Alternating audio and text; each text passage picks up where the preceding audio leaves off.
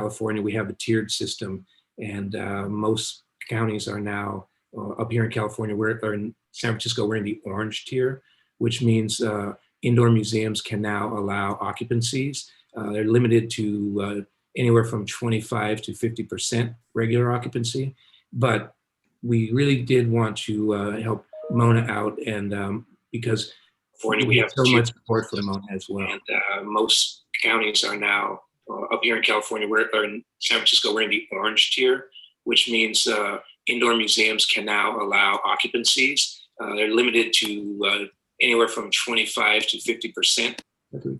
Okay, we just a little technical thing going on here, but we will fix it. Yeah. There, I think we're fixed. Okay. Keep going. Yeah, we're trying to get the hang of this live stream thing. So hopefully, Katie, that's going now. All right. We heard Al, it's being recorded somewhere. Yeah, now I can make a few corrections. Okay, I think we're ready to move on to the next slide. All right. We get to introduce the, well, let's go back and look at everybody who's here tonight. That's right. Yeah, by way of introduction, we have Katie Connery from the Tenderloin Museum, starting in the upper left-hand corner of your screen. Say hello. Oh, hello. It is different for everyone, though, where they're located on the screen. That's true. Okay, I didn't know that. All right, well, we have the authors, Delia DeLizer and Paul Greenstein. A little round of applause for those two. And they hail from Los Angeles. And here we have Corky Scholl from Denver, Colorado. All right. Will Durham is joining us from Reno, Nevada. And Martin True is joining us from the Windy City, or close to it, in Chicago, Illinois. Corey Siegel is joining us from Los Angeles. Thanks for having me. And Eric Linksweiler is joining us from Los Angeles as well. And Todd Stormstead is one of our guests, and Todd is in Cincinnati, Ohio. Yeah. And Bill Concannon is, last but not least, Bill Concannon, who is over in Crockett, California. Oh, and we need to say who we are. Who are you? Al Barna. And Randall Hanhoman, and we are San Francisco Neon, a tiny preservation for neon sign organization, but we're also publishers and designers, and we were thrilled when Paul and Didia approached us to help them with this book, and it was been a fascinating journey, and we're so happy that we get to have this party and celebrate this book. That's right. Let's move on. Okay, so let's talk to Paul and Didia. You gonna ask him a question? Yeah. Okay. Do you want me to show a slide, or what do you want me to do? Yeah, let's go back to the slides. Okay. Oh, yeah, because we need to talk about where we met them. Well, I think where we met most of the people that I just introduced you to are at the annual Neon Speaks Symposium and Festival. You can see, if you look really close, you'll see some of these people in the photograph. This photo was taken on stage at the Great American Music Hall for Neon Speaks 2, which was in San Francisco. The last time we got to get together in person, and someday we will get together there again someday, because we put a deposit down, so we know it's going to happen. Right, and the one of our goals with Neon Speaks was to foster conversations and partnerships and collaborations with people in all different aspects of the neon world, and I think tonight is one of the byproducts of Neon Speaks. So yeah, because all really of the panelists that we have here tonight, we certainly met through this symposium and festival, and which I just have to say, it was all Todd Swarmstead's idea, and we took the bait and worked hard to make this happen with everybody else. But let's talk about the people of the hour, which, if I can make an advance, there we go.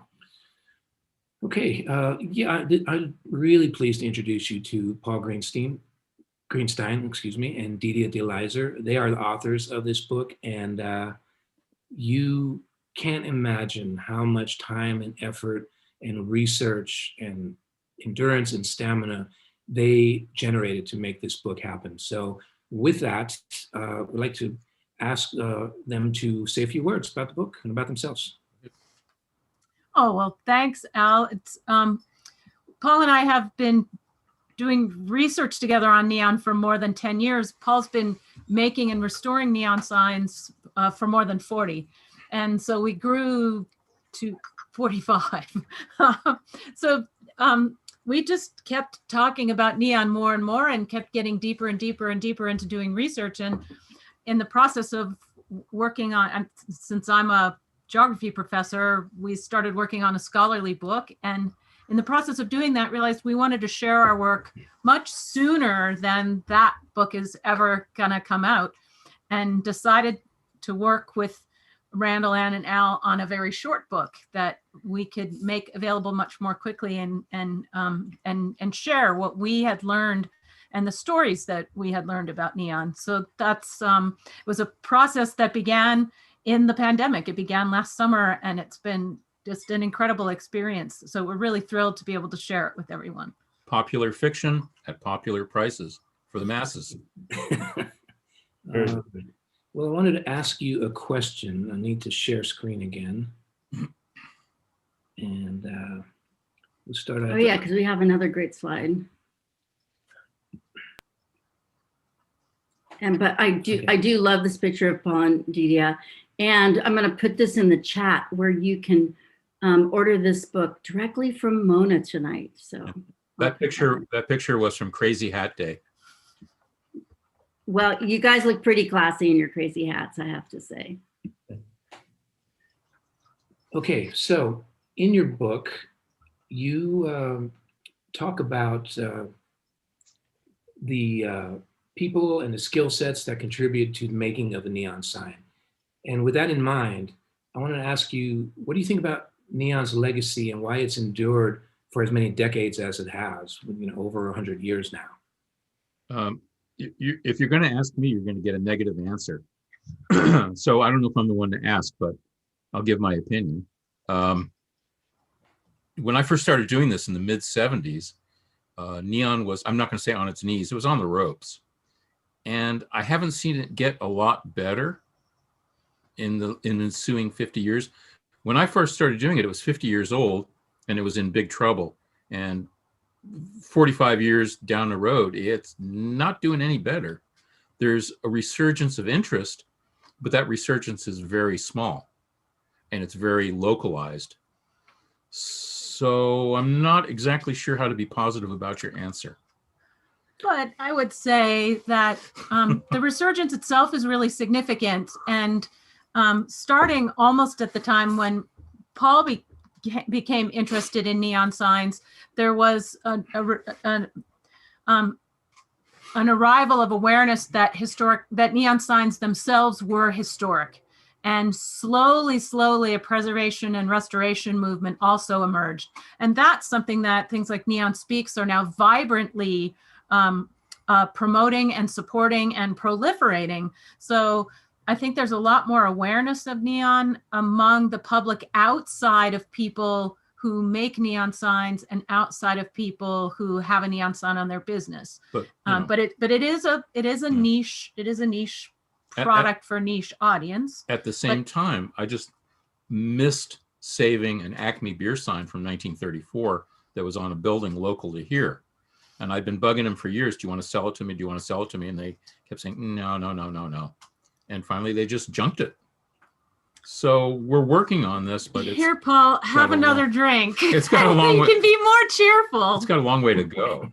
Well, it's two sides of the coin, though. I think you guys... Oh, absolutely. Yeah. Well, yeah, the stories of signs being destroyed are too numerous to even consider. Myriad. Which makes the signs that are saved even more victorious. Mm-hmm. And even more important because they're becoming a treasured part of our heritage. Yeah, I was so bummed out by the Acme sign that I just bought some crimp tin. I'm going to make a repro of it. Well, it's great that you have that skill set that you can do that. Yeah. Yeah. All right, we're going to start looking at different pages. What we've asked every single panelist to do tonight is to pick a page or two and just talk about why that moment in neon history is meaningful, or that particular topic means something to them. And that's our way to give you a little preview of what's inside the book. So thank you, Paul and Didia. And are we ready for our next slide? Yeah, let's start to hear from our panelists. Okay. All right, I'd like to introduce you to our first panelist, Mr. Todd Swarmstead. Todd directs the American Sign Museum in Cincinnati, Ohio, which he claims was founded as a midlife crisis project following 26 years on the staff at Signs of the Times magazine, the first issue of which was edited by his great-grandfather in 1906. So with that, Todd, welcome. Thank you, Al. I almost jumped out of my chair when I was listening to Paul, but I will temper my remarks. This whole happening that's happening tonight is an example, and I could write a treatise countering that. Grumpy old man. No, just Paul's great. I treasure the time I get to spend with those two, and applaud the book. Certainly, it needed to be written.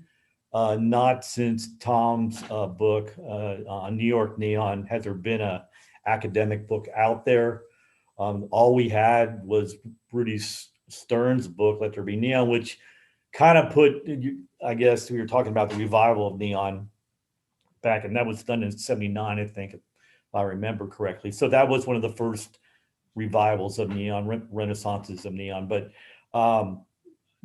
again, this book needed to be written. I learned a hell of a lot about some of the early parts of neon. Tom was able to touch on that in his book, but this book is now a complete history of the early phases, or evolution, probably it's a better word, of neon. But you guys picked a couple slides for me, which I thank you for doing that. Let's bring those up. I'll see those, right? Yeah. There you go. Okay. Well, the one I love is first of all, I love sign shop photos, and this particular picture from Artcraft Sign in Lime, Ohio. Artcraft might be one of my favorite all-time sign companies. Sam Kamen was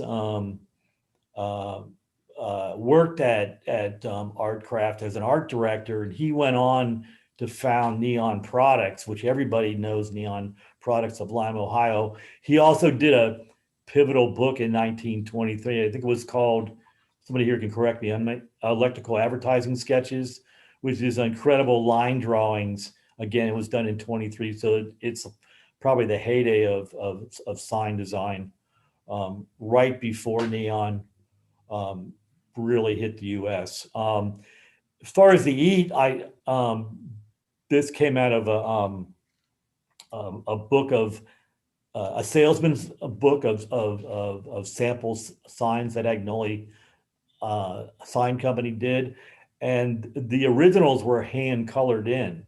They only really were doing black and white. The print color was very expensive, so they would hand color in these prints and then make copies of them. I'm pretty sure it's how this was done. But I mean, the eat sign of all iconic signs for neon, I mean, that's perfect. So thank you for picking these two slides, and I wish I wish everybody well in the sales. We were able to make a big initial order for this. So applause. And thank you so much. We're so happy for this book to be in both the American Sign Museum and the Museum of Neon Art.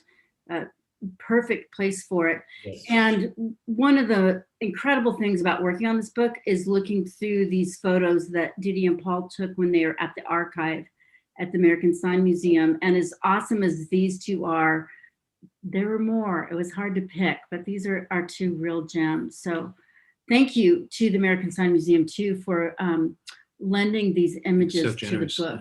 Yeah. And Todd, I'd like to ask a quick question.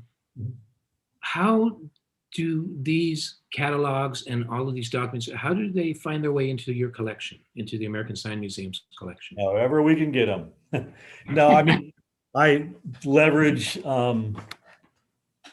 my time on the magazine, I leverage the heck out of the name of Signs of the Times magazine. That opens up doors that other collectors might not be able to open those doors. We are, in a sense, or we were, and now there's a lot more museums, but we're the museum of the sign industry. And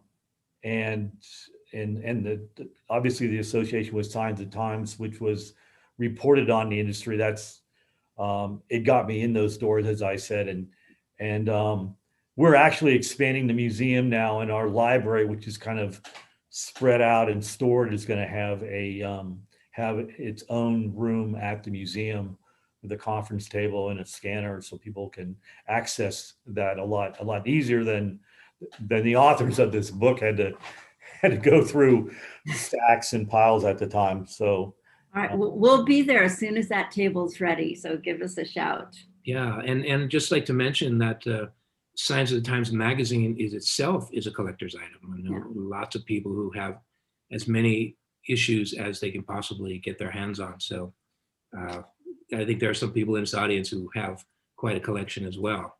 So that's a tribute to the magazine. One last thing, we do have the complete collection of Signs of Times from May 1906 onward up to the present, hardbound, and that's an incredible archive to have, and that will be very accessible at the library once we get that finished. So, all right, thank you, Todd. All right, we're going to move on to our next panelist. Yeah, I'd like to introduce Corey Siegel. Corey is the executive director of the Museum of Neon Art in Glendale, California. Corey works to deepen community connections to Mona, support new artistic production and experimentation, and safeguard historic signage and art through new educational, artistic, and funding initiatives. And Corey, you're going to talk to us about some of your favorite pages in this book. Sure, thanks for having me. Yeah, I think this is just such an exceptional book, and it starts with a cover, but even the table of contents, I think, makes a real message. And I like to, when I talk to Didia, call this a people's history of neon, because it really centers the communities and the people that produce neon. And from the start, it shows a female bender working on a piece of neon, which is, for many people that aren't neon fanatics, associated with industrial arts or even just thought of as industrial. And to have this picture right at the table of contents, it just gives this warmth and tactility to the medium. And it also declares that there have always been female benders, which is something that when I started at the Museum of Neon Art, someone actually said, it's a man's craft to me. So I thought that was a really, I'm just so grateful also as a new executive director to the Museum of Neon Art and new to neon, to have an introduction to neon through Didia and Paul and Eric Linksweiler, because it really shows the diversity and complexity of this medium. All right, well, we're going to bring you back a little later in the program to talk about another sign in Los Angeles. I have a quick question. Great. Didia, how did you find this image? It's so wonderful and unusual. Oh, thank you. But I have extensive hit lists out for different kinds of images on eBay. So it came up at some point. I've been collecting them on eBay for years, and I get an email every morning. And then you just have to be the one, have to be the one who wins the auction. So I love that it says luncheonette, which is again a very old-fashioned term. This photo, it was on eBay, but in a way, I came about it in a tragic way because it's part of a newspaper photo morgue. And so this is one of tens or hundreds of thousands of original images that have from newspaper photo collections that have been liquidated and sold, parted out on eBay. And I think that's really tragic. It would be much nicer if those archives could have been made available like some of the newspapers have done. But on the other hand, now it's here in this book. Great, yeah. And thank you so much. It's these newspaper photos, I think, that make the book very unusual because we're not used to seeing these on Flickr or Instagram. Right. And it's nice to be able to bring them up to a larger scale so you can really see what's happening there. And that I have one quick question for anybody on the panel or anybody in the audience. And I'm sure many of you know, the piece of equipment under the woman's right hand. What kind Can of? anybody exactly tell me what that is? It's called the Cannon fire. So Wow. it was a common part of neon equipment in the 20s and 30s. And Robert House might know exactly when it really mainly faded out. I'm not exactly sure when it faded out of use by vendors, but it's so great looking. It looks dangerous. It's a good description for it. Cannon Yeah. fire. Great name. Yeah, and that's all one piece of glass, which is also kind of amazing. All right, we love this photo. That's why we put it on the table of contents. All right, thank you, Corey.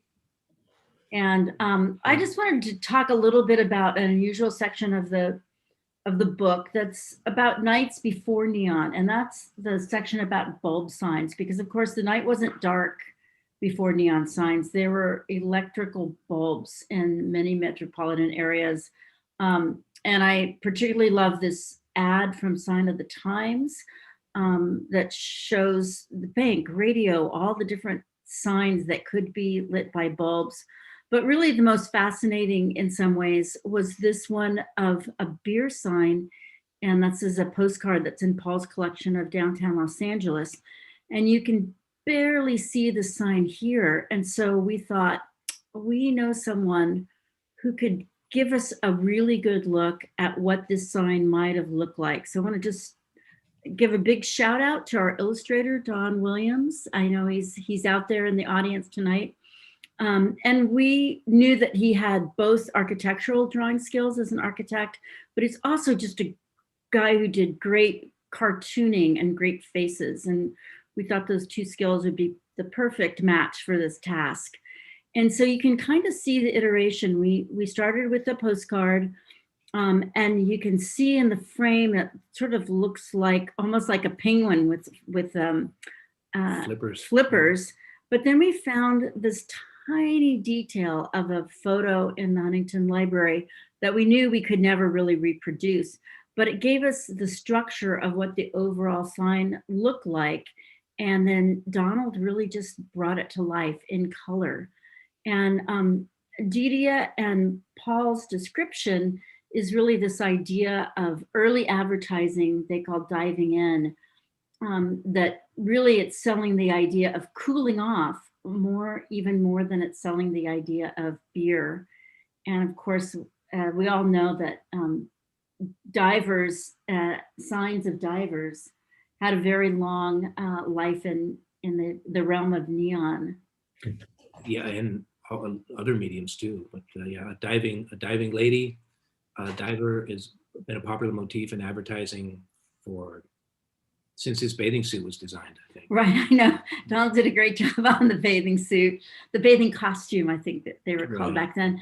And was this based on a famous swimmer? I'm trying to remember that. Anybody remember? I think it's in the book, but anyways, big shout out. This is actually the only original illustration in the book that was made for the book. So we're very happy to have Donald's input. That's on right. this. Thank you, Dawn. Appreciate it. Okay. All right. So let's go to our next panelist. Yes, our next panelist is J. Eric Linksweiler. Eric is Los Angeles native neon expert, historic neon sign saver, and author. He also serves as the president of the Museum of Neon Art's board of directors. Eric's also a Mona Neon Cruise tour guide.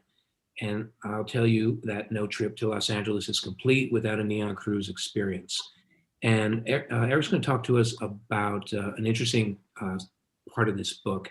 And he's the perfect person to have on this panel to talk about this, because one of the other books that he has written is a history of Wilshire Boulevard in Los Angeles. It's a fascinating book, highly recommended. And again, if you want to know more about any of our panelists and you want to see a more detailed biography of them, please go to our neonspeaks.org website and look under bios, and you'll get more information I'll on put it in the everybody. chat right now. Okay, so Eric, welcome. Hey, you guys, hello. There you go. Thank you. I had to choose this page specifically because it hit home on 2 points, and you nailed it for me. It's Neon and Wilshire Boulevard. Now, this photograph is not Wilshire Boulevard itself, no. This is in Westwood. But what we see in this Westwood photograph is there was a space in between UCLA, the University of California, Los Angeles, and the backbone of Los Angeles, Wilshire Boulevard. This space in between this giant university and this giant boulevard was Westwood.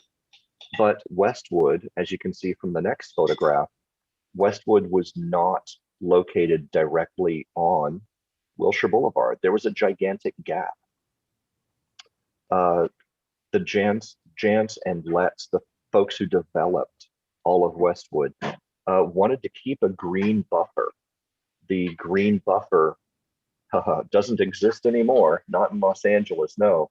But in order to attract folks from Wilshire Boulevard, those who were driving by, to attract them into this wonderful little commercial district of Westwood Village, they installed enormous neon towers. So looking across that landscape, you can see one for A&P, one for a movie theater, one for a clock tower with neon lighting. And each one of these enormous towers was begging people to pull off of Wilshire, turn in, and actually go and shop. The next photograph, which is one from the Los Angeles Public Library, I adore it very much. It's all of these gas stations, one after another. So we see a Richfield Eagle, a Flying A, 76 station, and then the standard Chevron gasoline. And all of these wonderful vertical signs were elevated architecturally. The way I relate to these pieces are, well, to be perfectly honest, I kind of feel like they are the campaniles of Southern California. We don't have church steeples. Instead of church steeples, we have enormous neon vertical signs, such as these. Anyway, I just find this is an elevated piece where perhaps neon is being turned into, well, a religion. It's something that hits home for me because it is, yes, steeples for gasoline. Instead of neon crosses on the tops of all these steeples, we see giant advertisements. And it's something that I would definitely bow down to because I kind of do bow to the religion of the neon light. But that's how, honestly, that's just how I see these things. And in this photograph, it is obvious to me that these are the campaniles of the churches of a commercial real estate venture of, in this case, gasoline. So anyway, that's what I wanted to talk about in terms of this book for Dee Dee and Paul, is how neon became a light on the landscape, how neon became the that light in the distance that you would drive towards. Perhaps I can even use the analogy of a moth to a flame. In the darkness, we go towards the light. And these gas stations were trying to get people to arrive at their pumps, and I am right there. I wish I could have seen them myself way back in the day. 1930s, by the way. They're 1930s. Thank you, Eric. One quick question for you. Do you know if any of these towers are still extant? If you go back a slide, if possible. Sure. The gas station towers are all gone. The gas station towers have been eradicated. But in this distance, you can see the Fox Theater Tower, which is the middle tower. That Fox Theater is still with us. It stands today. And then to the right a little bit, behind a Ralph's Grocery and a palm tree, there's a clock tower. And that clock tower still stands today. I believe that the clock tower is undergoing a nomination to become a historic cultural monument. So those two are still with us. Unfortunately, all of those other neon towers, including A&P and the Standard Oil station that we see in this photo, they're all gone. And just like the green space that we see in the foreground of this photograph, it has all been turned under for high-rise office buildings. All right, thank you. All right. Thank you, Eric. I'm glad I asked that question. And now I'm going to introduce our next panelist. It's a pleasure to have Martin True with us tonight. Martin is an architect and urban designer who writes about architectural history and city design. His book, as you see here, Signs, Streets, and Storefronts from Johns Hopkins University Press, showcases his broad design experience and passion for lettering and building design. The book was honored with an award from the Association of American Publishers. Martin, welcome. Thank you very much. And I am very happy to be talking about these particular pages and the 1930s in general, because I see it as a golden era in a way, because of the way that, the inventive way that advertising, graphics, signs were used on storefronts and becoming part of the architecture. There was a blurring of the lines between architecture and signs. This chapter makes really vividly clear the sweeping visual change that occurred across America in the 1930s because of the rise of the small neon shop. And that is a paradigm, a way of thinking about the 1930s that I didn't really have a grip on my own. I was writing about architecture and signs, but this book brings that to me. Neon fabrication spread well beyond the big cities, we learn in these few pages. And there are two good reasons for that. One, and I found this all very fascinating, of course, the end of the Georges Claude patent stranglehold on neon. And then this is something I didn't really think about before, but the fragility of neon could not be shipped easily, as the authors point out. And so there really was a need for small neon shops everywhere. And they grew. And one of the ways that they were able to grow, as we learn in these pages, is because there were new design and technical manuals circulating. One of the things I appreciate most about this book, and it happens in a number of places, and it came through in this chapter as well, is Paul and Didier sort of take a moment every once in a while and give you an idea, a very vivid one, very quick, but very vivid idea of what streets really looked like. We see all kinds of exploration of design advancements and neon advancements, but what was really happening everywhere in America, in the small towns especially?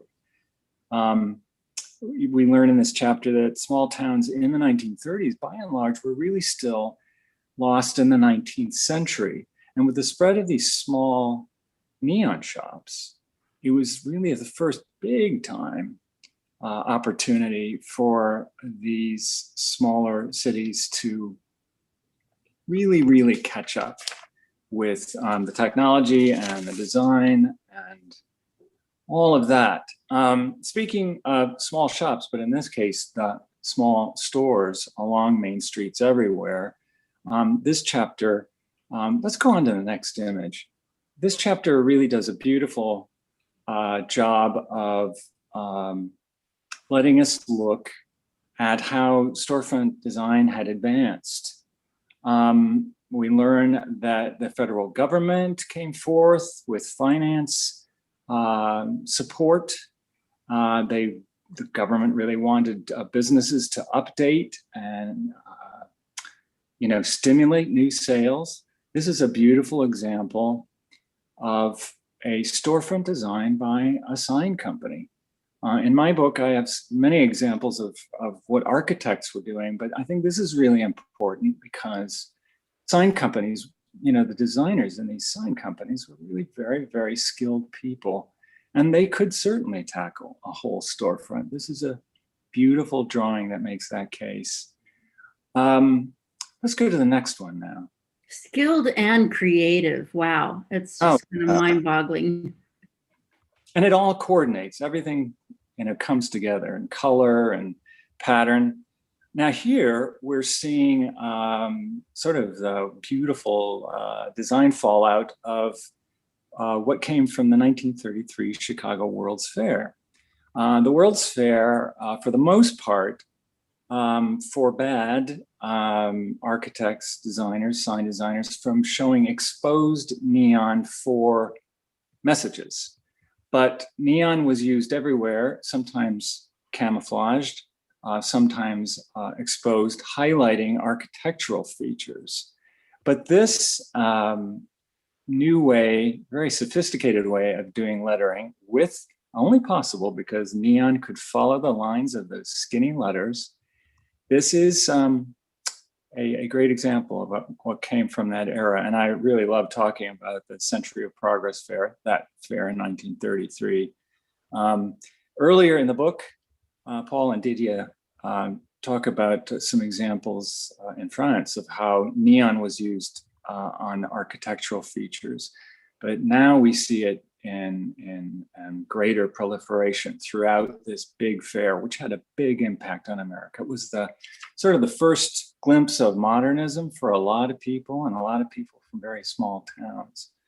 So anyway, all in all, I praise this book because it allowed me to start to see the era that I love so much, the 1930s, through the eyes of neon, not just as an architect, but through the eyes of neon. What sign makers were doing and how the industry would work, especially with the spread of the small neon shop. I think that's a key thing I got from this. Really love it. Martin, this is, again, something that I'm so fascinated with, these storefronts too. And I also wanted to let people know, if you have a question for Martin, he may not be here at the end of the Q&A, put it in the Q&A now and he can answer it offline. And actually, if you got a question for any of the panelists, put it into the Q&A and we'll make sure we get to it at the end of the Q&A session. So Martin, thanks for joining us. All right, and now. Okay, are we ready for the word from the sponsor? That's right, now a word from our sponsor. Okay, so rather than waiting to the end, we're gonna actually tell you more about why you should get this incredible book. And one is that copies are flying out the door and we've ordered more. And if you want a signed copy, that is actually a limited offer. So you can go online to Mona. I'm going to put that in the chat right now and order a signed copy, which is a very generous offer from Paul and Didier. And it's got this incredible front cover. The artwork is done by Kate Widows based on the original design of the Earl Carroll Theater. I love that it was Paul's idea to put the title and the author's name in the halo. Great idea there, Paul. It's also Paul's idea to put this awesome welder on the back cover, which we just... Well, he knows that welder. Yeah, it's a friend of his, I think, right? I've worked with him and he takes a long time to do things. It's a friend of Paul and Didier's who rescued this sign and saved it, and they went to the trouble to get a big black sheet to put behind it to make this great photo for the back cover.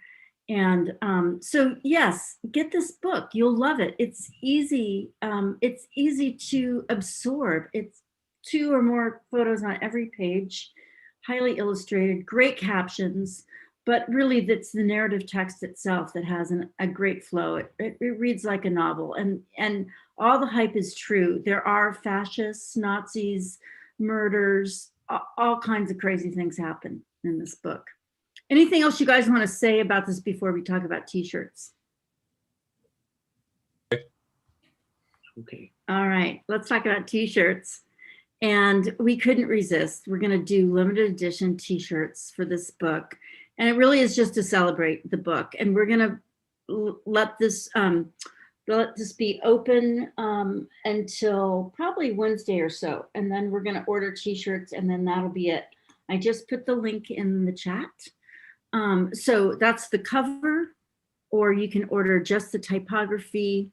And there's also the welder. We thought that one of these would be the front runner, but in fact, now we have orders, equal orders for all three. So I guess quite a few people ordered all three, which thank you for those orders. That's really very awesome. So that is the t-shirt pitch. So if you have extra room in your closet for t-shirts or on your neon bookshelf for books, we can help you out. Okay, back to our regularly scheduled programming. I'd like to introduce you to our next panelist, a good friend of ours from Reno, Nevada, Mr. Will Durham. Will's a Reno native and preservationist of vintage neon signs from throughout Nevada and beyond. An exhibition of neon signs from his collection appeared at the Nevada Museum of Art in October of 2012.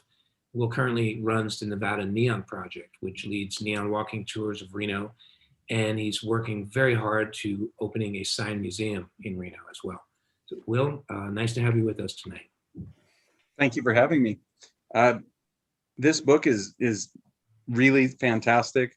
I think Saving Neon told a really specific and important story about preserving neon. And I think this goes the next step and tells the bigger story of how neon fits into the bigger picture. And it just fills in a lot. And I'm glad that it was written by Paul and Didier, because they certainly have the passion and the dedication to get the story right. It wasn't just the go with the Packard story. There was really that dedication to tell the real story. And I certainly appreciate that, because I've learned quite a bit already, and I'll learn quite a bit more. I jumped at the opportunity to speak about porcelain signs. This is something I kind of discovered just through the act of preserving these. I'll tell you a little bit about what porcelain is. It's basically, it's a German process that used powdered glass and pigment that was baked onto prepared metal to form the sheen that you see here. I want to learn a lot more about actually how it's done and actually reproduce some. It was popular from the 20s into the 50s, but in Nevada, it went a little bit longer. There were some companies that, like Heath, that carried it into the 60s. How I wanted to this is a beautiful sign that's still up in Reno. It's possibly endangered, but it's one of these ones that I check up on all the time to make sure that it isn't in too much danger, and we will certainly save it if we have that opportunity. Could we switch to the next slide? Okay. Do you want to show anything in your studio, or next slide? I will do next slide, and then I'll show the stuff in my studio. Okay. So this is the Heart of Town sign, and it was up in Reno until about maybe 5 years ago. This is just a beautiful example of using a whole bunch of different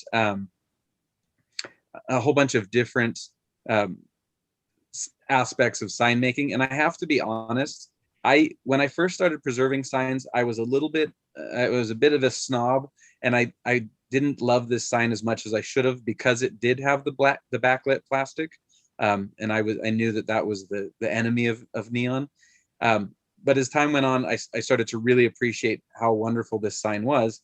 This has neon, it's figural, it has porcelain, the red is porcelain, and then it has the backlit plastic where the motel is. And then also the light bulbs were animated. So this is one of these signs that really incorporates so many of the different, and it has an arrow and a vacancy sign built in. So this sign really just incorporates so many beautiful things about sign making. So and one thing really has it all, this sign. The one thing that neon. And neon, that's ruby red on the harp and around the heart. This sign is giant. It's 14 by 14, which you wouldn't really know, and it was built on the pole. So this was a real bear to preserve. So, but luckily it's still in existence. So could we switch to my studio? Yeah. Yeah, thanks for talking about. That's one of our very favorite signs ever. Mine too. So porcelain was done in a couple ways. It was silk screen onto signs like here. This is done with like a silk screen process, just like normal silk screening. But then also there's some other ways that it was done on there that were a bit less common. Like this spur that's right here, this is hand painted. So all this was done by hand and then it was baked. And this is a very rare, I've seen very few of these. We also have this one here, which is wood grain, which this we have the bark, and then we actually have the hewn wood right here. And it's just a great way to showcase this. And you can ask, why did people use porcelain? Porcelain will last forever. It will endure for decades, if not centuries. The way that it's baked on there, colors won't fade. So you can really use colors like red and orange and yellow, and they will never fade. The elements will not affect it. You can shine these signs up and they look like they did when they were first done. It's also beautiful during the day. Neon is perfect at night. But with these porcelain signs, they're also spectacular during the day. So that would be one of the reasons to use porcelain. Some of the drawbacks are that the panels are heavy. It was very expensive to produce. I mean, these signs were built to last. These weren't signs that you would need to, come back in a few years and repaint. They were built to last. They just endured. One of the other problems though with them is that they do chip. So if someone were to throw a rock at it, these signs can chip. If they flex, they can also chip, which you can kind of see along the edge of this porcelain panel right here. So this, the facade is beautiful, but some of the areas where it had a little flex, they just chip. I really like this piece because it has all I don't know if you can read that, but it has all the colors baked into the porcelain, and it also has Ed Heath baked in. So I think that's, you've seen signatures on signs, but and I've seen his on a lot of these porcelain pieces. So I think that's kind of fun. So amazing. Can you just hold it to the camera a little closer? Because look at that. Oh yeah, that's awesome. That's wonderful. Thanks for showing that to us. And there's the colors. What I think is also neat about neon, or not neon, but porcelain, is that it's very regional. Like with any of the aspects of sign, whether, sign companies had a good illustrator, then you'd see more figural signs, but not all sign, companies used porcelain. So when you look at the Neon Museum in Las Vegas, I think that there's only one porcelain sign in their whole museum, and that's the Moulin Rouge. I could be wrong, but I think that's the only one that's porcelain. But up north in Reno, there's a large percentage of the signs were porcelain. So, and I think that Heath did a lot of those signs, but it was just, that was a process that they were able to do. Restoring porcelain, with a lot of the signs that are preserved, you like to maintain that patina that the paint has earned over the years. But with porcelain, it still maintains that feel once it's restored. And we've found a lot of signs that have been painted over, which is always kind of, to me, it's sad. But sometimes you'll look at an old sign and it looks all beaten up, and then you'll see this glimmer of a color that is just like beaming. And it'll look like there'll be this nasty brown paint, and you'll see this little tiny slice of orange. And you think, is that porcelain? And it's really funny because my daughter, she's 10 years old, and she's really interested in neon. And so when a sign will be uncovered, there was one that was on 4th Street in Reno the other day, and they took down this plywood, and the original sign was uncovered. And she was excitedly asking me, she said, is that porcelain? Is that porcelain? And I was thinking that I can't think that there's another 10-year-old in the world that would be asking that question, but it is exciting when you can find that porcelain. And so I'll finish with the ability to restore porcelain. Porcelain porcelain is super durable. So you can use the nastiest paint strippers that you want to put it on the porcelain, and then you can scrape it right off, and the porcelain will not scratch, and you can get it down to the way it looked when it was first baked on there. So I was happy to be able to discuss porcelain as a one tiny section of this amazing book.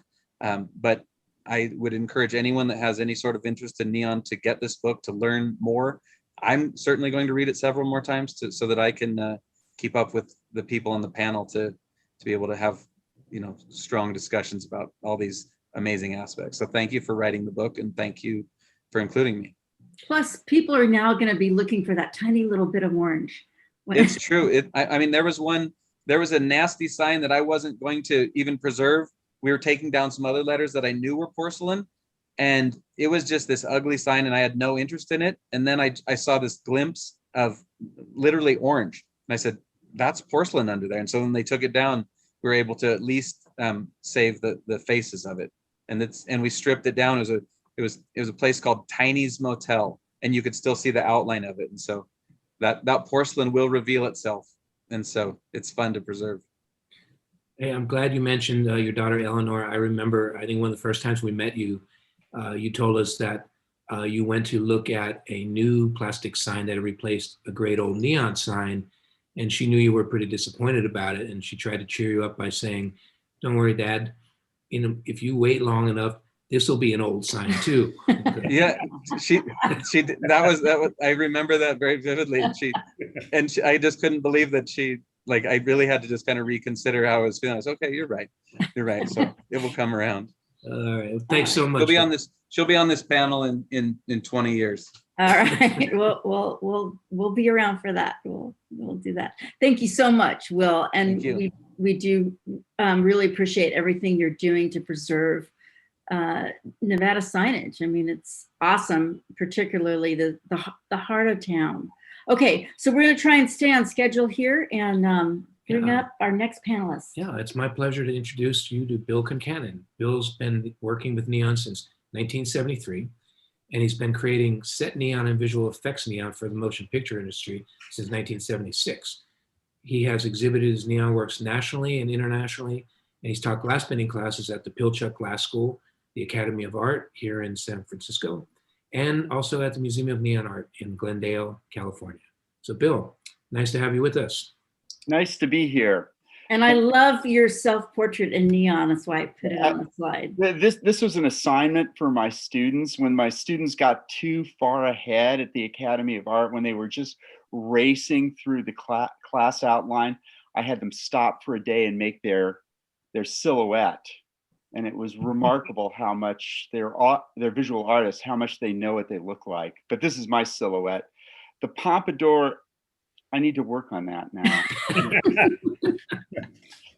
Yeah, so I just have to thank Randall. I think after Randall and Paul and Didia for this book. I just love your book. And I think the thing that I like about it is it focuses on the stories that are told by neon signs and all the stories that are in the sign business. And there's a bunch of stories. I mean, there's stories about the fabrication and the design of the signs. There's stories about the sign owners, the restaurateurs, the bar owners, the motel owners, the owners of shops, tattoo parlors, amusement parks, movie palaces. There's stories about the landmarks, both in the cities, like how neon signs form landmarks in the cities, and also on the Lonesome Highway. I mean, I remember as a child waiting to see that Wall drugstore sign, traveling from, Iowa to the foothill, to the Black Hills. So, there's stories of the patrons and the passersby and the wanderers who are looking for a drink, a meal, a bed for the night, a bed for the afternoon, a package of cigarettes, a 6-pack of beer, a movie for that night, and a magazine. There are stories about the sign makers. Those are my people. You know, this is what I do. And all sign makers have these inside baseball stories. You know, they have stories of the successes and the failures and the permit problems and the foibles of everybody else they know, both the suppliers and the installers and, you know, and the neon vendors. And everybody in the sign business has an origin story. Some people come to the sign business because they're carrying on the family business. Other people are want to craft, something to do with their hands where they don't have to pee into a bottle. Other people, you know, they wanted to be a documentary filmmaker and it didn't work out. So, you know, that's how we got into it. And so let's see that slide of Hollywood Boulevard in 1954. So this is kind of my origin story. It's a short one. I mean, you know, like believe me, I can ramble on about this. This is Hollywood Boulevard. This is out of the book. This is Hollywood Boulevard in 1954. I moved to Los Angeles in 1966. We lived in the Hollywood Hills, and I went to Hollywood High School, which is a block and a half from here. My father worked at Max Factory, which was across from Hollywood High School. So we drove in stony silence into Hollywood in the morning, and then I got off at 3 o'clock in the afternoon, and my dad got off at 6, and I spent those 3 hours for the 3 semesters that I was at Hollywood High School until I graduated, wandering down this street. Now, this street is from 54. I moved there in 66, so I was there 12 years later. But I look at these signs and I know these signs. I have these stories about these signs. You know, Coffee Dan's is where all the cool kids cut class to go to, you know, the cool kid, I wasn't part of that group. They cut class to go to Coffee Dan's. Pickwick Books, I mean, I wish I had my little chalkboard where I could show it to you. It's just opposite the Hollywood Theater. It's sort of there's a kind of a round circle on top of a kind of an inverted L shape. That's Pickwick Books. I spent a lot of time there, bought a few books, mostly Random House's Modern Library. But, you know, there was next to that was a record store and another bookstore that I used to go to. The Hollywood Theater, I don't remember ever going to the Hollywood Theater, but I went to the Egyptian, which is right down the street. And I wonder if Paul and Didia can tell me whether that column that has the horizontal turquoise stripes, if that was the Egyptian or not. My father took the family to see, my parents were very devout. They took the family to see Per Pasolini's The Gospel According to St. Matthew. My dad was not happy with that, you know. He didn't like Bible stories told by communists. But I spent a lot of time on this street. And you know, between 3 and 6 in the afternoon in the early fall and the late spring, I didn't see this, but in the winter, the sign came on early. I should have been doing my homework, but I wasn't. I was just wandering up and down these streets. And then this is on the corner of Highland and Hollywood.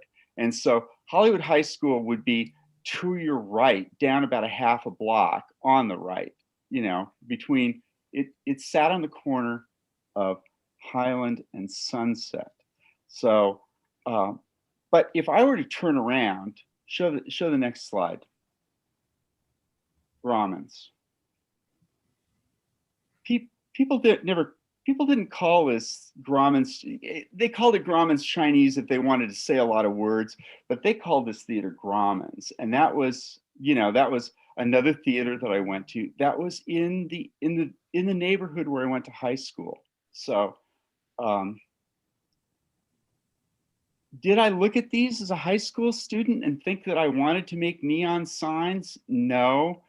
But a subsequent trip with my parents to Las Vegas, you know, about 6 months after I moved to Los Angeles, and then reading Tom Wolfe's story about Las Vegas with his description of neon signs being a 20th century form of folk art, I thought at some point when I graduated from college, this is what I wanted to do. And now I've done it for like 45 years. So, you know, Everybody's got their stories. I've got mine. The last slide is Unbreakable. This is at the Museum of Neon Art. This was Kim Koga. I had done this bobby pins piece that if you've ever been in the ladies' room, you should just go in the ladies' room. If you haven't been in the ladies' room at Mona, you should see my piece in the ladies' room. But she said, oh, we want a piece for the men's room. And so, you know, my work in the sign business informs my work, my artwork, and my artwork informs the work in the sign business. So, you know, like that informs my signs. My signs are influenced by my artwork. And this is art. It was, you can see, I didn't have the tin crimp, you know, instead I just used like some crappy corrugated metal from Home Depot, but, you know, and of course it's a commentary on masculinity. I have kind of what my friend Rob Jacklin would call obsessive creative disorder. I'm not a good and faithful artist drawing every day, but every now and then I get something into my head and I won't be satisfied until I make it. So that's my story and I'm sticking to it. Thank you, Bill. Oh, but I have to say one other thing. I totally agree with Paul about his dour point of view. And I speak as a sign maker. Currently, I have a lot of people sending me pictures of designs they'd like to see, mostly for like vanity pieces for their bedrooms and stuff like that. And they send me what's obviously clipped off of LED websites. And then they always say to me, but we'd really like to shop local. And then they hear the price and they don't want to shop local, you know?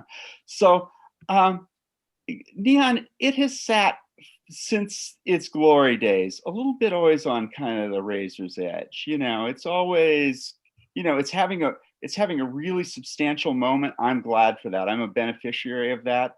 But just like when Paul and I got started, how Neon had been overwhelmed by plastic panel signs, backlit plastic, it's now just on the threshold of getting overwhelmed by LED. So. Well, we're going to try and forestall that eventuality here at Neon Speak. Right, we're going to hang on to our corner. I'm working on my end too, just to let you know. So yeah, okay. I know you're out there, and you know, it was great to hear you talk about the combination of your commercial work with your fine art work. I think that's in a piece like this that just jumps right out at me. So it's I really appreciate that about your work. Thank you. Thank you. And I hope you can stick around for the Q&A session, Bill. I know you guys all have more stories, but we want to hear from everybody and see the rest of the pages we have queued up. Okay, and our next panelist hails from Denver, Colorado, and his name is Corky Scholl. Corky founded Save the Signs in 2012 after several historic neon signs in Denver were demolished or altered beyond recognition. His mission in starting the Save the Signs Facebook page was to contribute to a culture that values vintage signs as historic works of art and prevents their destruction. So far, Corky has saved 11 large neon signs from Denver and elsewhere in Colorado, and he's working toward the goal of restoring them and displaying them in a setting where they can once again be enjoyed by the public. Corky, what would you like to talk about today? Hey, thank you for that, Al. Appreciate it. And first of all, let me just say that this book is amazing. Sorry, it's kind of getting lost in the background there. I'm holding up my copy too. Look at them. Yeah. But yeah, amazing book. So kudos to everyone involved. I chose the pages that I chose because when I started Save the Signs in 2012, I actually thought I was alone in my quest to see these signs saved. Fortunately, I learned almost immediately that not only were there other sign enthusiasts out there, but that the movement to preserve signs went back decades. And I also came to learn the movement to destroy signs went back decades as well. So the page in the book I wanted to talk about, I think it was 59. There you go. 59. Yeah. So, I mean, that's one of the pages I wanted to talk about. And So it kind of talks about, in part, it talks about Ladybird Johnson's Highway Beautification Act to remove billboards in the 1960s. And although this page doesn't specifically mention Denver, other than this photo here, the idea to remove these large signs was especially popular here in Denver, where many people felt there were too many billboards blocking one of this city's greatest assets, which is the view of the Rocky Mountains. So like that idea to get rid of these huge billboards and these big signs, it really kind of took hold because people were like, yeah, we want to see the mountains.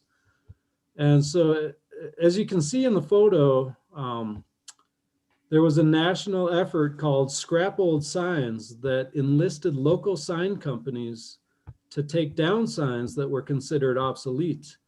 Here in Denver, the Scrap Old Signs Initiative, SOS for short, it kicked off in 1966. And according to a newspaper clipping that I found, that Mammoth Garden sign that you see in the photo was one of 50 in Denver that was removed during the SOS initiative that year at the end of September. So although it's obviously disheartening to see images like this and to hear stories like these, the good news is that this war on signs, it led to grassroots efforts to save these signs that were suddenly endangered artifacts. So nationally, groups like Society for Commercial Archaeology formed in the late 70s. And by the 80s, sign advocates started to pop up here in Denver, and in nearby Aurora, local preservationists pushed reluctant city council members to save some of the historic signs along Colfax Avenue in the late 1980s and early 90s. And so what I'm doing is just kind of carrying that torch. But today, thanks to the efforts of people like all of you here tonight, the movement to save signs continues to grow worldwide. And yeah, so thank you all for being here. And we like not only like these groups, like my group, Save the Signs and Signs United, and like all these different neon preservation enthusiast groups. But like there have been books written like this one, and yeah, right there. So Saving Neon, which is also excellent. If you haven't ordered that, definitely get that. That is required reading. And I mentioned the SCA, which is the Society for Commercial Archaeology, was started in 1977, and they continue to put out just wonderful pamphlets and journals every few months. So definitely subscribe to that if you haven't. All right, thank you, Corky. In that photo that we showed of the Mammoth Gardens and the signs being removed, it's interesting. I see one of the trucks has the Gordon Sign Company logo painted on the door, and I also see two trucks from Xeon. And I wonder, have you done any research on this photograph? And I think you told me that Gordon Sign is not in business anymore. Fairly recent. Yeah, where did this photo? How did you find this photo? Yeah, so this was like one of the relatives, like a grandchild of the original founders of Gordon Sign. It was somebody in the Gordon Sign family. They had a box of old photos and newspaper clippings. And so I contacted them, and he invited me over like every Sunday for about 2 months to just scan old photos. And so this was among all of those photos. And he eventually kind of donated those photos to Gordon Sign Company, which unfortunately Gordon Sign Company closed down last year. They went out of business. One of the oldest, if not the oldest, sign company in the country, still operating sign company, because the Gordon Sign Company started in the late late 1800s as hand-painted sign painters. So, and then they advanced into neon years later, but very old company, very historic. So it was very sad when they shut down. But the archive of photos still exists, and the old CEO of Gordon Signs still has all those photos. So, all right, yeah, so they're in good hands. Yeah, there's more where that came from, and every one is just as heartbreaking. Just to see all those signs just going to waste. I think we have to talk about the yin and the yang here, because Todd, you've got a program called SOS, which is Save Old Signs. Am I right? We actually have a section on the website called Save Old Signs. We've got articles about sign preservation from newspapers all over the country, things that are going on, signs that are threatened, signs that were saved, relighting it. So it's kind of a collection of what's happening in sign restoration preservation. There's also a listing of all the existing sign museums and people like Corky and Will, who've got grassroots efforts in this case, Reno and Nevada. Also, like what I call public outdoor displays of neon signs, which aren't necessarily museums, but Pocatello, Idaho, of all places, has a grassroots group that saved 15 signs. So it's just a collecting point of information on sign preservation, restoration efforts around the country. And I just put the link in the chat, so you guys go check that out. Yeah, definitely check that out. It's a great service you're Thank providing. you. Yeah, thank you. Okay. All right, we're in the home stretch. All right, and Thank you, Corky. Let's see, we move up. Okay, and right now I'd like to invite Corey Siegel and Eric Linksweiler back to tell us a little bit about this photograph and this sign, the House of Spirits. Which represents some case studies in the book, which is a great addition. Well, I actually wrote a little bit of something because I find these days, since I'm so used to working online, sometimes words come better to me when they're written, and I am going to read that off. Okay, great. While looking at House of Spirits, a beloved sign formerly located in Echo Park, I can't help but think what home means. Signs are advertisements, but they're also symbols of home, identity, and memory. This case study speaks to the sensitivity around preservation and community work, which is essential in preserving community history. As I'm speaking to you, unhoused residents in Echo Park are being displaced by the LAPD while the park is being fenced off to the community. This action is a symptom of greater systemic inequity and gentrification faced by Echo Park. This quaint cottage is a symbol of a changing neighborhood. Through close conversation with the Tellis family who donated the sign, Echo Park residents, Echo Park Historic Society, and City Council, Mona rescued the sign, preventing it from being cut up by a developer. We're grateful to the Tellis family and community of Echo Park. These case studies are intros to the complex ecosystems of neon. They center people and community and show that valuing history and preserving it is deeply rooted in the present and should recognize every voice in the community. I'm going to throw in and add something to that. The sign itself is quite beloved by the entire neighborhood. It was something that nobody wanted to see go away.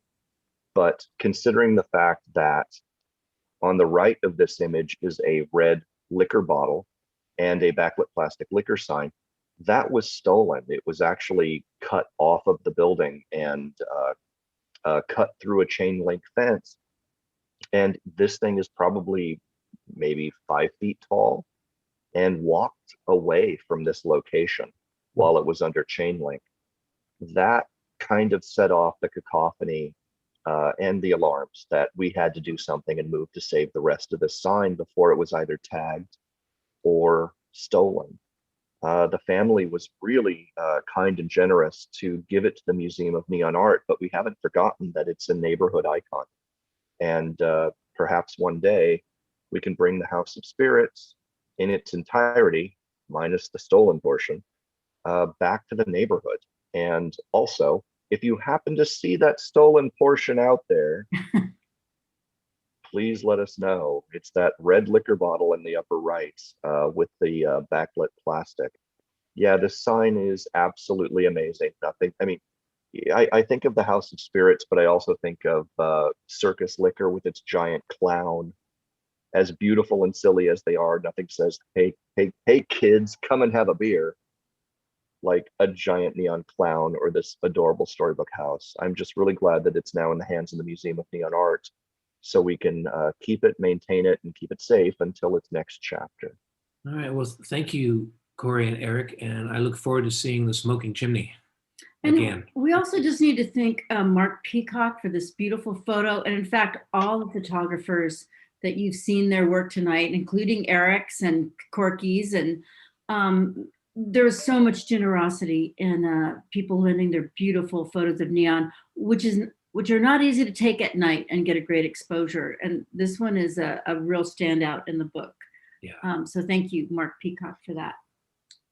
All right, and before we get into our Q&A session, we're gonna bring back Katie Connery of the Tenderloin Museum, because really none of this, we wouldn't be able to do any of the things that SF Neon does without the museum support. And Katie's our producer, and she is making all of these events happen for us. producer, spiritual advisor, technical support, she does it all for us. Medium. Fashion consultants. Well, thank you so much. And thanks to everyone for joining us and your interest in this exciting new book, and to all of the panelists for those excellent presentations. The Tenderloin Museum is the fiscal sponsor of San Francisco Neon and our long-term collaborators and friends. And together we've collaborated on neon art shows, public programming, many walking tours. And we have an initiative with the city of San Francisco to restore neon signs in the Tenderloin neighborhood called Tenderloin Neon A to Z. And the Tenderloin Museum has safely reopened. Come visit. Come visit. We'd love to have you if you're in the area, Wednesday through Saturday, 11 to 5. And if you're not in the area, we hope to see you when it is safe to do so. And the Tenderloin Museum is a major collaborator with Randall and Al for the amazing Neon Speaks Neon Symposium, which is also how the museum knows all of you as well.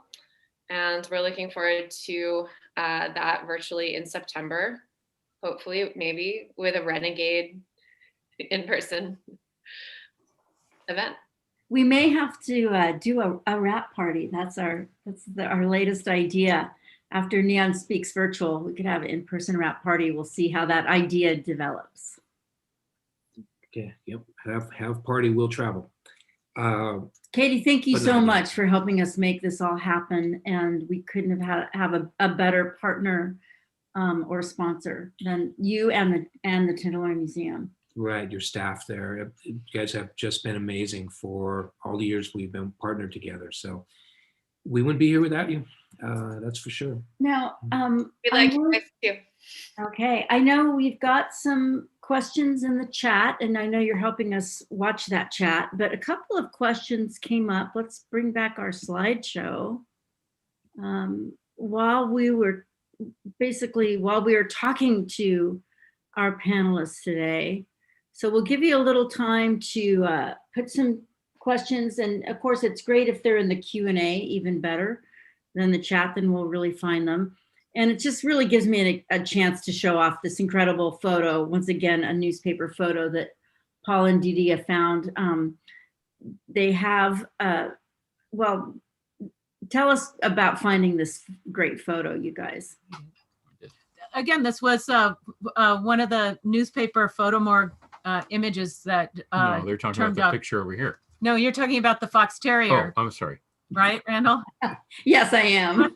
Here, Paul, have a little more of your sake. No, someone says, what is the photo behind? Oh, what is the photo? Oh, he's reading the chat. I'm reading. Well, you can answer live then, Paul. Okay. What's the photo behind us? It's the Temple block in central Los Angeles in about 1870. A hand-colored, an enlarged hand-colored image. Yeah. Okay.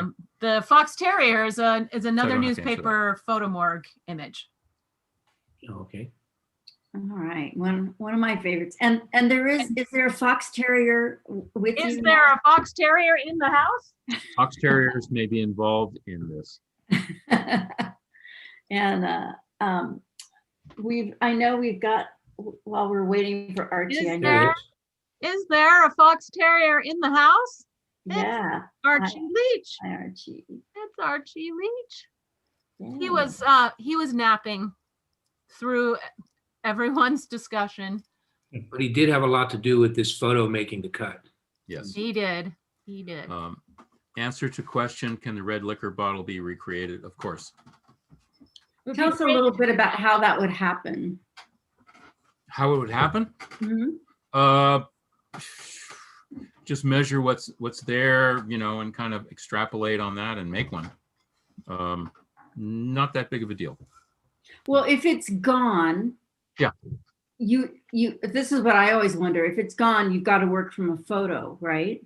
Yeah, but you can measure existing parts that are on the sign and just, like I said, extrapolate size.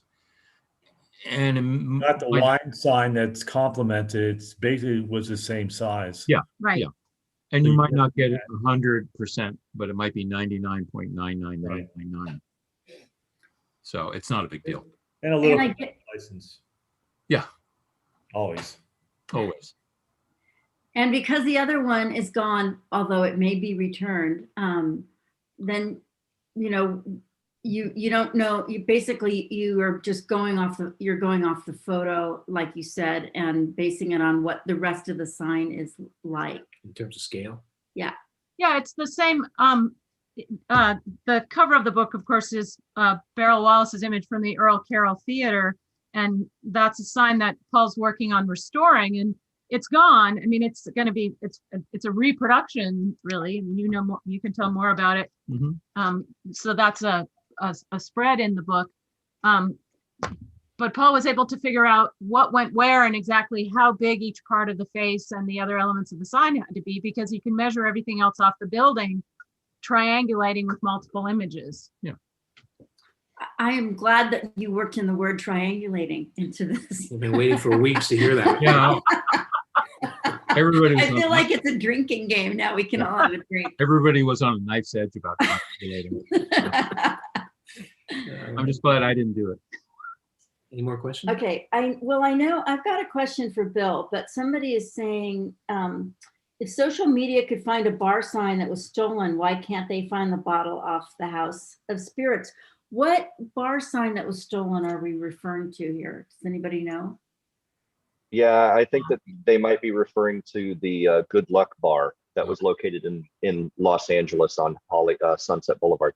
Yeah, that sign was stolen and it was later found, but unfortunately it was found in many, many, many broken pieces. It did not survive its theft, and it sounds like the thief, whoever that person was, couldn't keep this hot commodity and left it in pieces by the side of the street.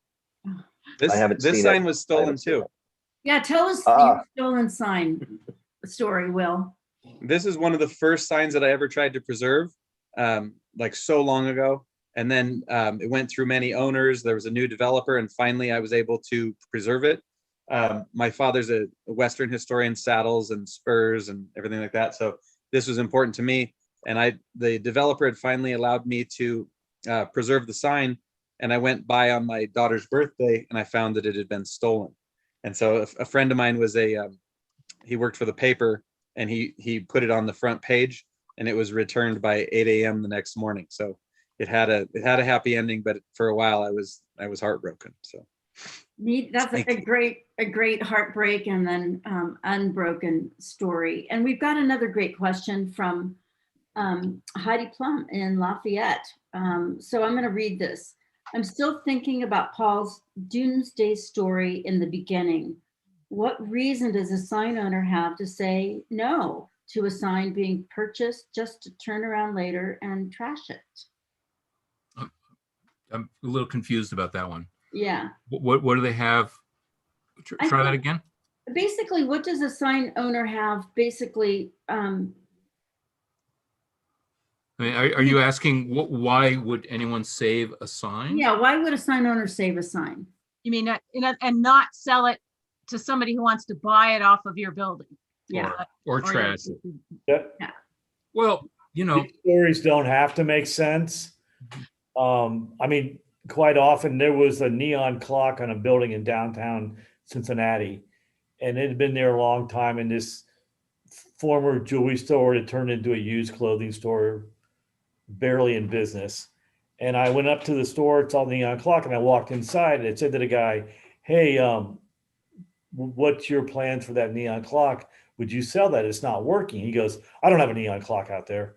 I said, "Well, yeah, you actually do." And I said, "If you want, I'm going to point to." No, there's no neon clock out there. And I said, "Well, okay, sir. But if you just come out and look, I'll point it out to you. You might want to sell it. I'll give you some money for it." We go out there. He goes, "Oh, I need that clock." Go figure that. I mean, it doesn't, I think you're asking for a rational explanation. Right. And Something that's irrational. It doesn't, as soon as you show something has value, then they got to have it. But later on, we don't care. right. And Paul, starts- the Yeah. question asker was asking about the Acme Acme sign. sign. And in the case of the Acme sign, what happened is it had been there since 1934 on the side of a building. And the liquor store that it was on, they sold Western Union. So a Western Union representative came by and said, "We'll give you a brand new sign that says Western Union." Yeah. And they went, "New, free?" Yeah. And literally I was by there like a day later and it was gone. And I said, "What happened?" They said, "Well, they took it with them. They threw it away." So, the problem is everyone's going for lowest common denominator, which is free and advertising. And new. So that's the sad story. I also think that when some people hear preservation, they think that it's going to slow down their project, that they think that there's going to be all this red tape and they would rather just make it disappear without having to, get involved with the people that are trying to actually save it. Sometimes people hear that and they just think this is going to be a Very good point, Will, or they potentially think that it's going to hinder their business. And Yeah. Los Angeles is one of the few cities where you're able to landmark either a building or a sign, or both a building and a sign. So, they're little itsy bitsy bits of progress, but a lot of building owners and business owners are extremely reluctant around preservation of buildings or signs, because then they fear they won't be able to make changes that would favor their business. So what we're seeing also is that so many businesses now have old signs they're from extinct businesses, not the current business, and they still want the old sign on the business, and it's drawing a lot of attention. And the Ador Milk Farm sign that appeared in Pasadena recently and gained a lot of attention on social media and media is a great example of that. So. And apparently this particular liquor store was no longer selling Acme beer. Bottom line. Well, there's that. Who knew? Acme is a San Francisco brand, and I used to have a business. My shop used to be in a bottling plant they were basically beer distributors, and they sold Acme. So there's like all this Acme stuff around in Crockett. My current studio location used to be a jeweler's shop. They have a porcelain enamel sign, and my landlord, who's a total stand-up guy, has been offered big bucks for that thing and doesn't want to sell it. For me, I'm such a slouch. I can't be bothered to have it changed, because I'm just a slacker. Yeah. The other thing, it works as well for me as a jewelry sign as it does if it said Argon Neon on it, because all I have to tell people who are coming to visit my shop is look for the sign that says jewelry. That's my shop. What a lot of this is raising is so many of these tensions about saving signs or scrapping them out, or what happens when they are and aren't saved. But the other difference that's really relevant is whether they're saved at all or whether they can be saved in place. and neon signs are always meant to be in a particular place. They aren't always able to be saved in that place, but whenever they can be saved in place, that's where they're meaningful to their communities. And the House of Spirits sign is a terrific example of that. We like to say that these vintage signs are like sponges. They really just soak up meaning to a place and become cultural landmarks. And that's why keeping them at least in the same town when you can is so important. The last time we did this, I mentioned, and I'll mention it again, and it's kind of another downer story, is that the first restoration I did was in 1979 on Sunset and Gower for a drugstore sign that was from the late 20s. And I restored the sign for them, and the owners of the building saw what was going on and demolished the building. That is a downer. That's a real downer. I'm sorry. I don't know why we're laughing. But yeah, because it's kind of funny. It's so bad. But you know, in the case of like the Acme sign that had been there for 85 years, you know, somebody mentioned it, me. I said, do you want to sell the sign? And they went, no. And then they replaced it. So a lot of times these things just kind of hide there until someone kind of scratches the sore a little bit, you know. You know, Bill has another sad story. I just wanted to bring this up because the photos and while we're on to sad stories, let's see if I can bring this up. About Bill, can you tell your Bendix Tower sign story? So get out your Kleenexes. Well, it's a short story, and I'll just this sign. I never saw this sign. I don't even know where this sign was. It's in Los Angeles. Still there. Oh, still is from our house. Oh, well, I haven't been to your house at night. So, but I used to go as a place to get away from, because I could take the Greyhound bus there because my Mercury Cougar wasn't working when I was just like broke. I used to go to visit my friends in San Diego, and we used to go to the San Diego Air and Space Museum, and before it burned in the 70s, and there was a model of this sign about 3 feet tall in the restoration room, and I kind of was looking at it, and there was somebody working back there, and I said, "Is that neon?" Because you could see this really tiny neon on it, and they said, "Yeah." And then, like 3 months later, the whole place went up in flames. But there you go. That's my sad story. That is very sad. I'm sorry. We do have a request, however. Eric, could you show us your shirt? You have to unmute, though. All right. Yes. Here's my shirt. And we see we see all kinds of famous signs. There's the Earl Carroll Theater. Yep. Believe it or not, it's off the shelf. This is something from Tommy Bahama. But the reason I had to have it was because of that little lady right there, which Paul is working on to bring her back to Hollywood and Sunset Boulevard. Yes, thank you so much. That was a request by Julie Lindo, our wonderful copy editor on the book. We've got another photo for you. Let's see if I can bring this up. And we do have a dull question from Greg Holmes, the wonderful Greg Holmes, who's working on a restoration project. He's asking about insurance. Has anybody ever insured a sign that they were preserving? Insured the sign? Yeah, that's what he's asking. Separate from a building or a business? Yes, Greg, you might be breaking new ground with that. But if we find anything out, Greg, we're going to send it your way. I've had like museums insure the signs when I lend them to them, like the Western Folklife Center in Elko, the Nevada Museum of Art. They had to insure the signs while they were there, and so they would just ask me for the value that I conservatively estimated them to be. So I didn't get into the nitty gritty, but I know that there is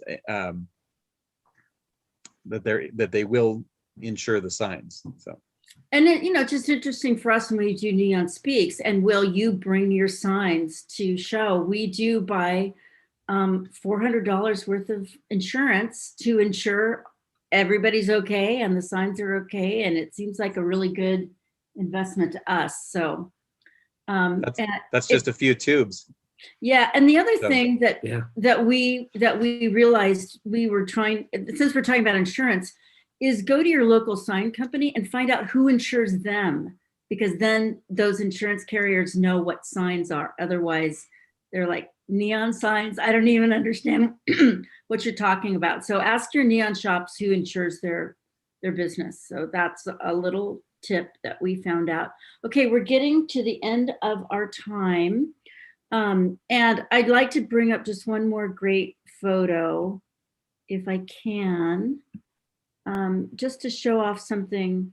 We're going to skip past this really, really cool catalog cover. Buy the book so you can stare at this forever. And go to a connection between Will and Paul.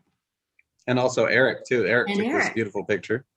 Yeah. So during the first session, Paul was mentioning some of the signs that he's worked on.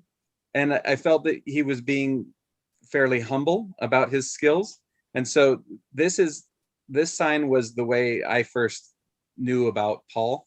I used to live in Silver Lake, and I lived other places in Los Angeles, but I always used to go around photographing street art and neon. And I pretty much knew about all the neon, at least in the cities that I was familiar with. And so I was cruising around one night, and I happened to see a figural animated neon skunk, which is, to those of us that love neon, you don't discover a sign like this. They don't come back into the wild. And so it was one of the most exciting things I'd ever seen. I remember just pulling over and just gawking in the middle of Sunset Boulevard at this marvel. And it just made me so happy. And then so anytime I had an opportunity to be anywhere even close to that neighborhood, I would go there and I would photograph this sign, because I wanted to make sure that I had the perfect photograph of it. And so, I probably stopped 20 times, and unfortunately it wasn't up for very long. It was maybe 2 years, if that. And so I was just heartbroken when it was gone, because I wasn't sure that I'd gotten that perfect shot. And so I was bummed out for a long time. And then I was just curious as to what happened with the sign. And I finally reached out, and I was able to contact the owner, and they had no plans of doing anything with it. And so I offered to preserve it. And so I was able to get this sign. And at the time I didn't have much of a relationship with Mona, and I would certainly be happy to bring this to Mona at any time to show it off. But I was able to bring it to, I had a show at the Nevada Museum of Art featuring signs about Nevada. But this one was, if I'm not mistaken, that it was based on the Stinker's truck stop sign. And in my opinion, I think it's a better version of it. But I've been around a lot of neon signs, and the way this sign is constructed it's a masterpiece. It really is. Just everything about it is gorgeous. And so, and then actually in years after this, being able to meet Paul, it was just an honor. But I had a story about when we were installing this at the Museum of Art in Nevada. I was working with my brother, who's a veterinarian, and we were trying to install the 3 stages of the tail, which is insane with the amount of glass and how delicate it was. And we were doing it literally in the last hour before the donor's opening. And so it was quite a bonding experience I had with my brother, and he'll probably never help me with anything else again, but we were able to get the tail animated the way Paul built it. But I thought it was important to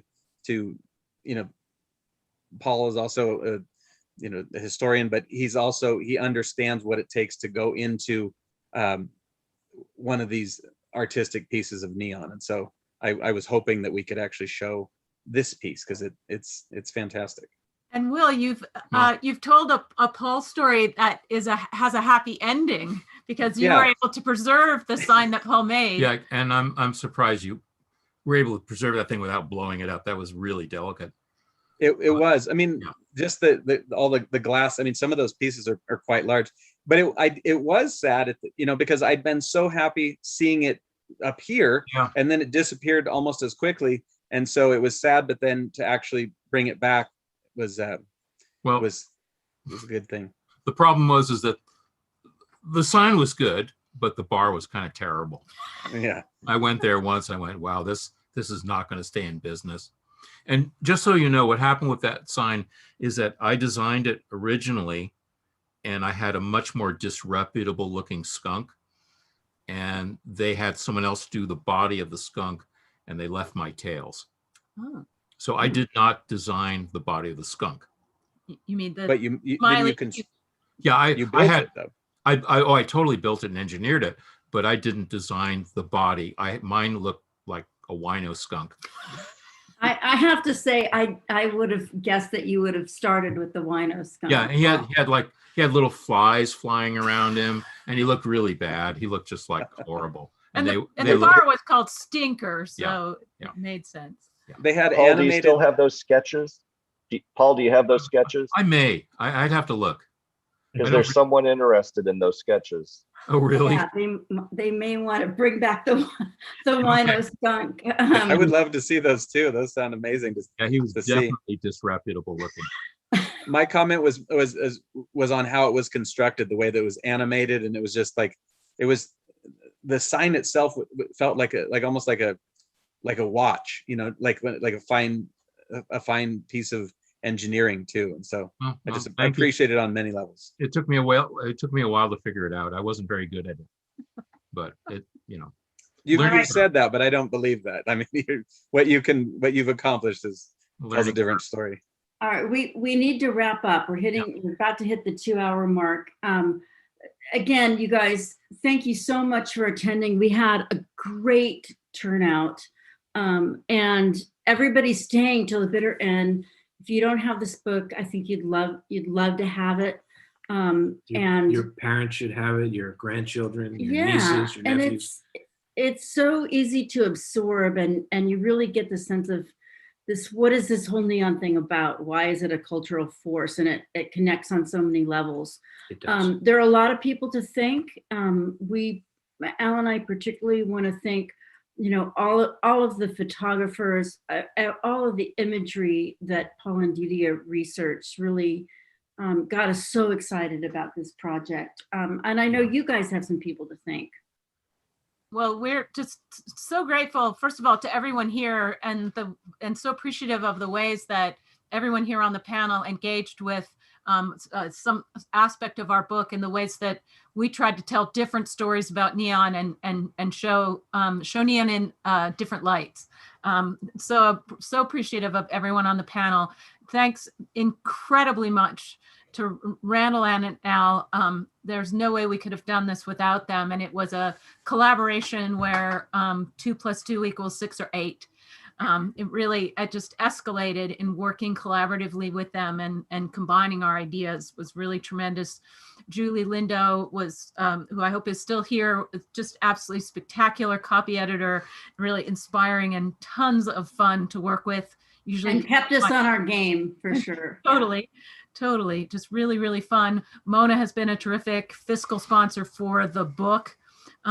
As Randall Ann mentioned, all the photographers, all the people with collections, especially the American Sign Museum, who lent really a lot of images from their archive. Eric has several photos in the book. Deborah Jane Seltzer, I know, is here. Yeah. A lot of Deborah Jane's images are in the book. Corky has images in the book. So many, and of course, Bill.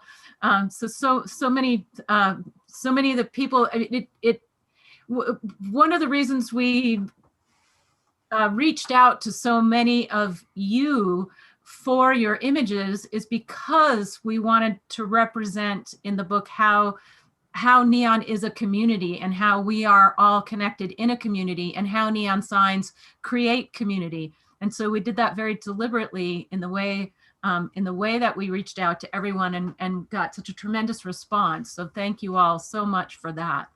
One thing too that we wanted, one of the book's strength is that it's very centered around Los Angeles, and we all know the strength of this neon community is around place.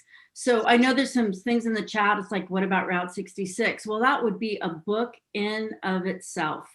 And there are some out there. some great ones out there. But so this is also an Angelino book, and it kind of exists on two different planes, which is great. Now we're going to take you for a minute back to San Francisco, because that's where we are. And we do need to talk about our series of neon events and let you know what's coming up. Get your book, and then once you've got your book, please join us in April for a really great matchbook and neon talk about typography with Stephen Coles of the Letterform Archive. We have noticed that people who love neon, like Eric Linksweiler, also love matchbooks. Right. And Stephen Coles is just a brilliant speaker. You don't want to miss him. Yeah, he's got some great insights and a great collection. You can register for all of these at sfneon.org. And then we love movies. We love movies with neon. We love movies with neon that were filmed in San Francisco. And so does Jim Van Buskirk, who is the author of Celluloid San Francisco. So we have not one, but two cinematic San Francisco neon presentations. The first one will be very noir, from Dark Passage all the way to Vertigo. And then we'll move from Pal Joey, that's a still from Pal Joey, all the way to Big Eyes. So join us if you love movies and neon. This is the point where we say thank you and good night, but we're gonna let each panelist just jump on and say that themselves. Anybody want to start? Let's start with Eric. I'm just going to say goodnight to y'all.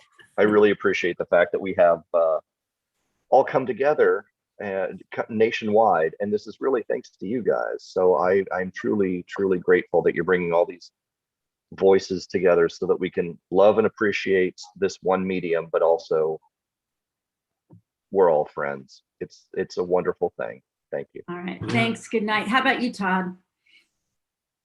Well, it's an era where people don't read books, but this is a really good reason to read books. I mean, I still read books, but everybody reads stuff online. I have to print stuff out and read it with hard copy. So I am really glad that there are books, especially books like this, coming out, because that's what I relate to. Reading on the screen just does not do it for me. So right, we're with you on that. Books are still a great interface. Yeah. All right. Thank you for joining us. Really appreciate it. Thank you, Todd. Great to see you. Will, you're up next. I'm just grateful that you guys wrote this book. It's a lot of amazing information and a lot of eye candy. And Randall and Al for helping make it look so beautiful. And it's really fun to get everyone together. And I sincerely hope that we can all get together in person for an after party, or what did you? Wrap party.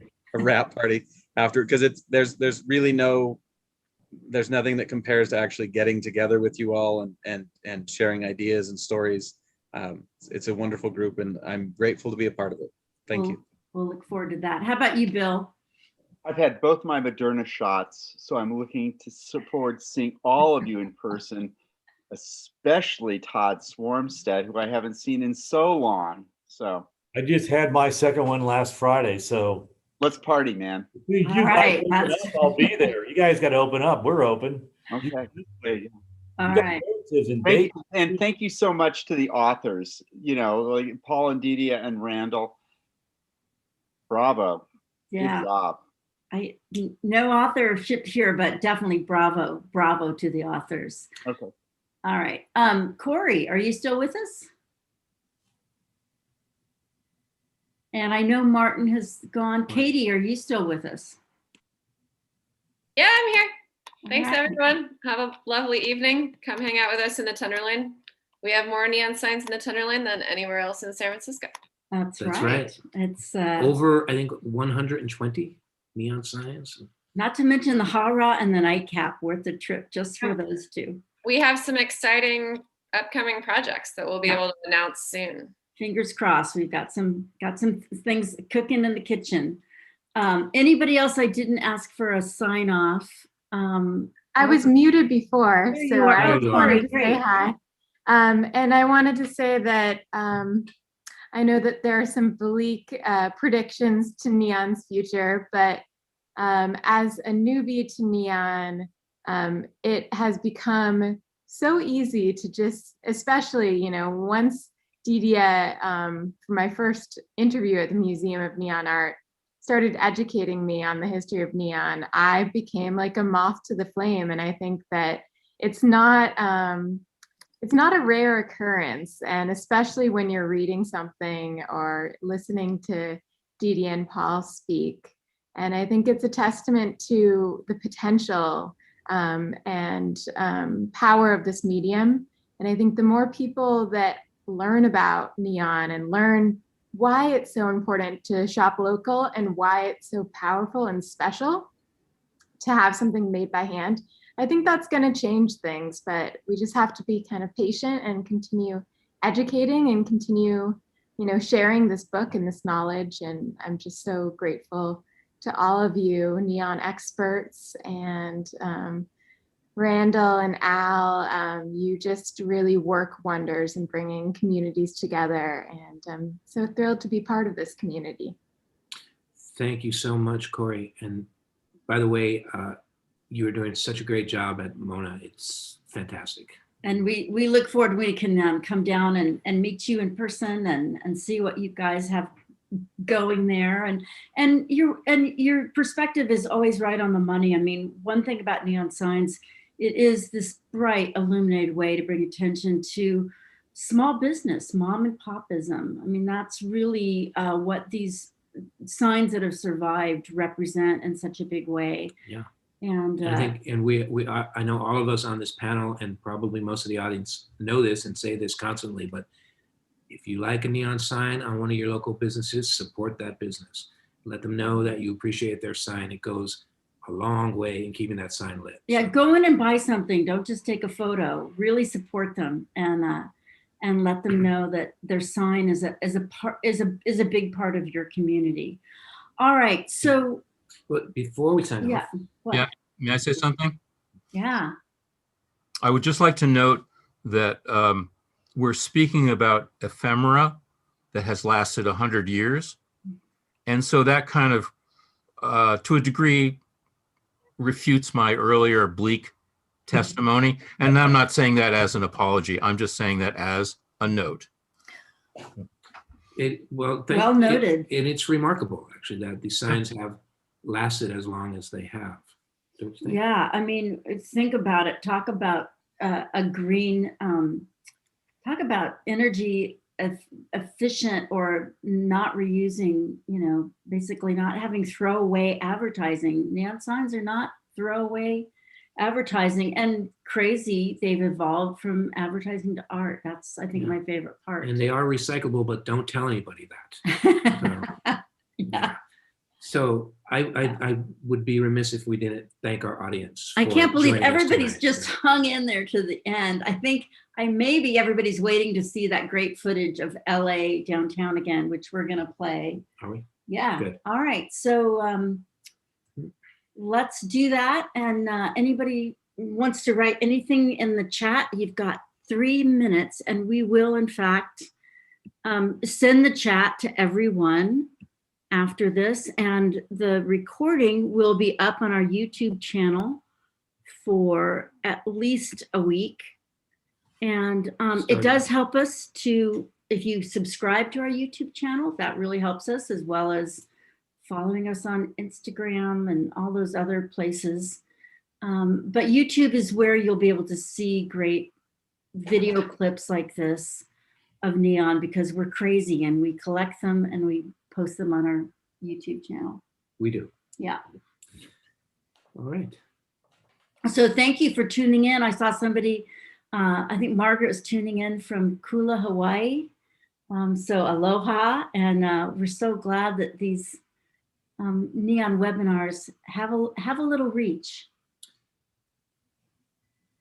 They do. National and international. So. And out to the islands. Okay. So I think with this, we're signing off for the night. Right? Yeah. All right. But the chat will be open for a few minutes. So. Yeah.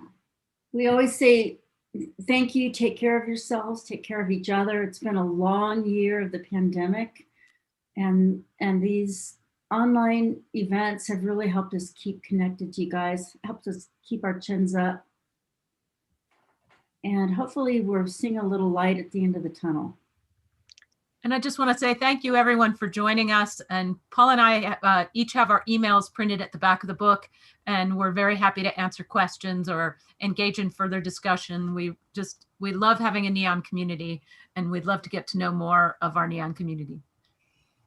And feel free to put those in the chat, and then people will have them if you really want them to contact you. And we'll put our email in there too. We love getting email from people who are looking for friends of their preservation project.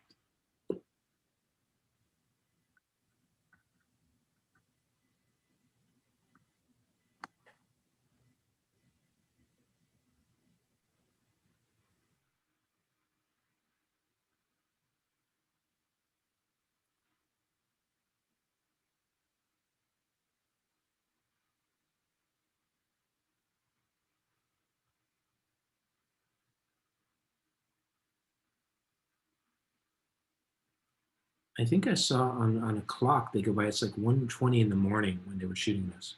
Oh, and we also saw an Adams storefront, and then in the Look, there's Paul. oh, look, there's Paul.